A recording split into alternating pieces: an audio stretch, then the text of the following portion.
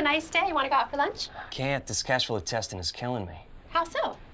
Well, the asset side's taken a lot longer than I thought it would. You know there's a standard of practice for that.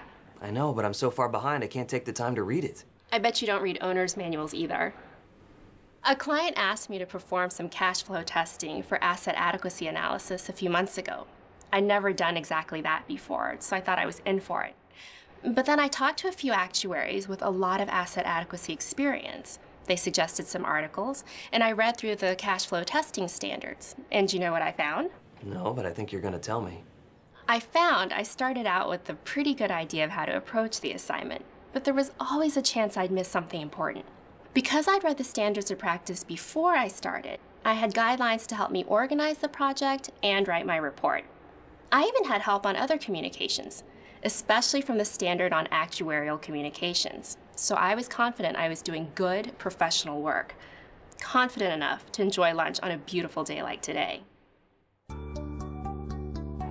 Actuarial Standards of Practice, or ASOPs, are developed for the actuarial profession, thanks to the Actuarial Standards Board, or ASB. Initial, or exposure drafts, are distributed to the members of all the actuarial organizations, all of whom must comply with the standards of practice. Exposure drafts are also posted on the ASB's website. After an appropriate comment period, drafts may be amended and must get at least 2/3 of the board's approval for adoption. Usually the vote to approve is unanimous. The same process is used to update ASOPs. In this way, the many separate elements that make up actuarial practice are reviewed and updated on a regular basis. Finding the ASOP you need for a particular task is no problem. Applicability guidelines found on the ASB website help actuaries determine which ASOPs might apply to different projects and situations. So, what do standards do? Well, first, they protect you. They're your standards. So they not only help you carry out your work, they help you validate, substantiate, and explain it. But as you'll see in this next scene, they protect companies and ultimately consumers too. Do we really need this level of reserves? I need something better to stay competitive. A lot better.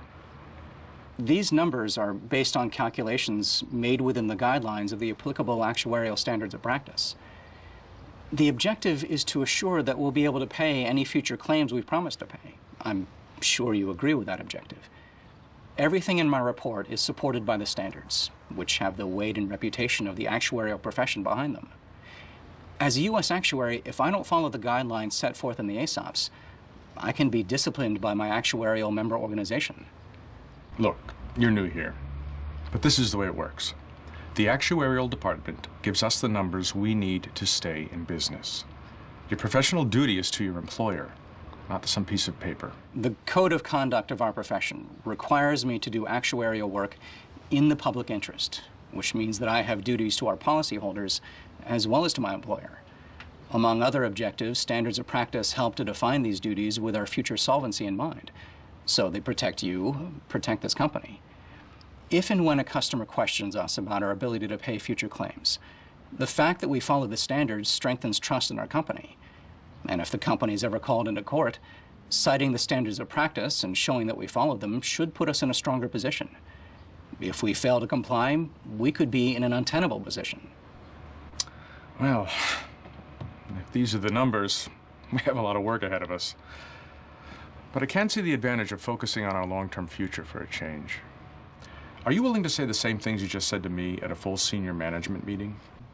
I'd be happy to help you in any way I can. Actuarial standards are important. They give us tools to define the scope of our work and back up our judgment when we need to justify our actions to others. And they can be a big factor in legal proceedings. Often an actuary is called to testify as an expert witness. Here's a case of a retirement community that could have benefited from actuarial expertise. When Birchwood Village went bankrupt, many of its residents were left homeless after having spent their life savings on what they thought would be their retirement home. Was an actuary involved in the planning of this continuing care retirement community? No. Please explain to the court why it would have been a good idea to have one involved. Setting up a CCRC, a continuing care retirement community, is very complicated. You have to consider the number of residents, the state of their health when they become residents, pre-existing conditions, mortality rates, future interest and inflation rates, monthly payments by residents, replacement of fixed assets, just to name a few. All have to be considered because they all affect costs. Why does it take an actuary to do this? We're trained to project and analyze future costs. Actuaries put a price tag on all kinds of risks: death, disability, property damage, environmental risks, and we follow standards of practice when performing these analyses. In fact, there is a specific standard just for CCRCs. What do these standards of practice provide? In my opinion, clients using an actuary guided by the standards can be confident they're getting a complete and thorough analysis. And that in turn makes for sound finances. For example, an actuary following the CCRC standard of practice would consider all factors necessary to project what is financially required in the long term. Unfortunately, that was clearly missing, and an adequate projection was never done. And again, only an actuary can do this. You can rely on an actuary who meets the qualification standard for a particular assignment and is a member of a U.S. actuarial organization. They've studied techniques, passed exams, and they're required to abide by a formal code of conduct and actuarial standards of practice. This is to ensure that professional services performed by them or under their direction meet applicable standards of practice. All members of U.S. actuarial organizations are bound by these standards when practicing in the U.S. When practicing in another country, they are bound by the standards of practice of that country. Simple question. Could an actuary have prevented the Birchwood Village CCRC from going bankrupt? In this instance, I believe so. Had an actuary been involved in testing the feasibility and developing the finances of the village, I think bankruptcy would have been far less likely.